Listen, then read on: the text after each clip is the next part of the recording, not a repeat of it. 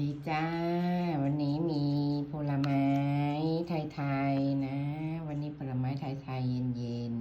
ๆนะประเทศไทยเราก็อุดมสมบูรณ์ไปด้วยผลไม้เงาะปอกเรียบร้อยมังคุดปอกเรียบร้อยแล้วก็มะม่วงสุกจ้า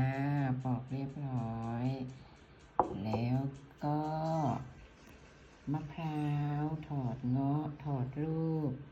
หอมหวานมากเลยมะพร้าวหอมแกะเรียบร้อยกินง่ายสะดวกสบายเงาะปอกเรียบร้อย